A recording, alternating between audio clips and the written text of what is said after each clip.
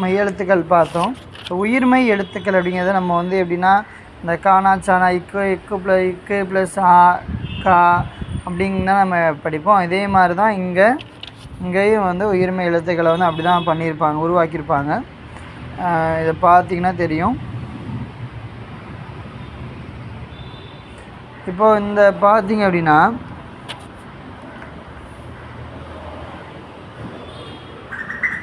இப்போ ஆ அதே மாதிரி கா இருக்குது. கா வந்து கா தான். இது ஆவண்ணா அப்படிங்கிற போது இந்த இது வந்து துணைக்கால் அப்படிங்கிறது துணைக்கால் கா போட்டிருக்காங்க. இந்த கீ கீ அப்போ கீங்கிற போது இந்த பக்கம் லைன் போட்டு போடணும். அதே மாதிரி ஈ அப்படிங்கிற போது கீ போட்டு இந்த பக்கம் கோடு போடுற மாதிரி இருக்கும். இது வந்து ஊ அப்போ கூ. இப்போ இந்த ஊங்கிற போது அது வந்து சின்ன ஊனால் இப்படி விசில்ஸ் வரணும். ஊ அப்படிங்கிற போது பெரிய கூ அப்படிங்கிறது இப்படி வரணும். இது ரூ தானே. இப்போ ரூ வந்து இப்படி தான் போடணும். வந்து பெரிய லெட்டராக இருக்குது. ரூ அப்படிங்கிற போது எப்படின்னா வந்து சிம்பிளை பண்ணியிருப்பாங்க. இக்ரூ அப்படிங்கிற போகும்போது இந்த கீழே தான் நம்ம இந்த இப்படி விசில்ஸ் விட்டுக்கலாம். இதை ரூ. இந்த ஏ அப்படி இது கே. அப்போ இந்த ஒரே ஒரு கோடு மட்டும் நம்ம போடணும். அதே எழுத்து மேலே போடணும். இது வந்து ஐ வந்து இங்கே கை. அப்போ இந்த 2 கோடு வந்து இதில் போகிற மாதிரி இருக்கும். இது அந்த லெட்ரு மேலே போடணும். அப்புறம் ஓ இங்கே வந்து இந்த ஒரு துணைக்கால் போட்டு அதில் ஒரு கோடு போடணும். இதுதான் கோ. இது அவுங்கிறது அந்த இதில் டபுள் கோடு போடணும். இப்போ இது கவ் அப்படின்னு வரும். இது அன், இது கண், அக், இது கக். இப்போ எப்படி நான் எப்படி அந்த உயிரை எப்படி எழுதியிருக்காங்க அப்படின்னு சொல்கிறேன் பாருங்கள். இப்போ உயிர்மெய் எழுத்துக்கள்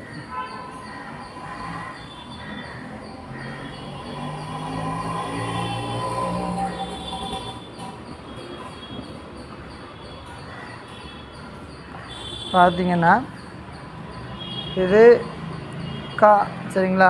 கேஏ கா. இந்த கால இருந்து நம்ம எப்படி எழுதுகிறோம் அப்படின்னு பாருங்கள். இந்த கா போட்டு இந்த இடையில ஒரு இப்படி கோடு போட்டிங்கன்னா அது வந்து கா ஆயிரும். இது வந்து கா, இது காவாயிரும். அப்புறம் இந்த காலை இந்த பக்கம் அதாவது லெஃப்ட் சைடு கோடு போட்டு இந்த கோட்டில் இருந்து இந்த இது வரைக்கும் இப்படி சுழிச்சு விட்டிங்க அப்படின்னா இது கீ ஆயிரும்.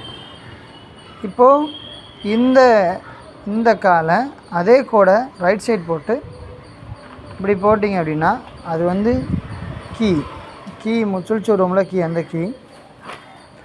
அப்போது கா கீ கா கீ கூ அடும்போது இதே காலை இந்த பாட்டமில் இது மேலே பார்த்த மாதிரி சுழிச்சு விட்டோம் அப்படின்னா அது பேர் வந்து இந்த கூ. இப்போது அதே காலை கீழே பார்த்த மாதிரி சுழிச்சு விட்டோம் அப்படின்னா அது வந்து இந்த கூவன்னா பெரிய கூ. அதுக்கப்புறம் கா கீ கூ கே போடணும். கே போடும்போது அதே காலை அந்த காவை எழுதின அந்த சென்டர் கோட்லேயே மேலே கோடு போடும்போது அது வந்து கே. கோ அப்படிங்கிறம்போது இந்த துணைக்கால் போட்டு இதில் கோ போட்டால் அது இந்த கோடு இந்த துணைக்கால் போட்டு அதில் வந்து வந்தது அப்படின்னா அது பேர் வந்து கோ.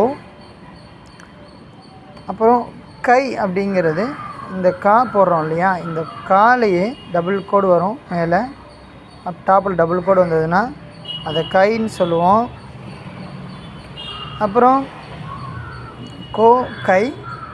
அப்புறம் கவ் அப்படிங்கிறது இந்த இதே மாதிரி காவன்னா போட்டு இப்போ கோக்கு ஒரு கோடு போட்டோம். கவ் அப்படிங்கும்போது இந்த இடத்துல 2 கோடு வரும். அது வந்து இந்த கவ்.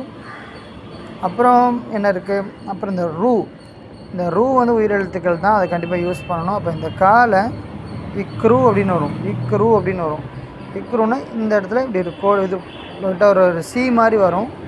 அதான் வந்து இக்ரூ. அந்த இக்ரூ, சரிங்களா? ரூ வந்து எப்படின்னா இப்படி வந்து போட்டு இப்படி இருக்கும்.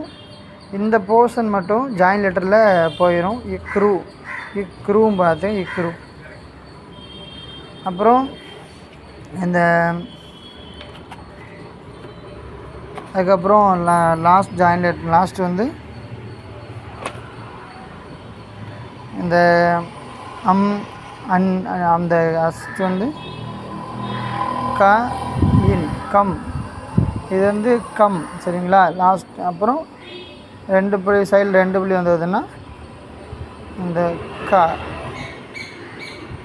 காகு. சரிங்களா? இந்த இதோட முடியுது. அதே மாதிரி இது காக்கு பார்த்தோம். கா கி சா எல்லாத்துக்குமே ஒரே மாதிரி தான் வரும். ஒரே மாதிரி ஃபார்ம் பண்ணிக்கலாம். நான் சொல்கிறேன், அப்புறம் நான் சொல்லித்தரேன். நீங்கள் பார்த்தீங்கன்னா இது அதே மாதிரி கோடு போட்டிருப்பான், கீ போட்டிருப்பான். இப்போ எல்லா லெட்டருக்குமே இது வந்து கா, இது சா, இது துணைகள் வரும். சி வரும், இந்த பக்கம் வரும், இந்த பக்கம் வரும். சு சு ச்ரு சே சௌ ஷோ சௌ சை சௌ சன் சக் அப்படின்னு எல்லா எழுத்துமே வரும். லாஸ்ட் வரைக்குமே எல்லா எழுத்துமே இந்த மாதிரி தான் நம்ம யூஸ் பண்ணுற மாதிரி இருக்கும்.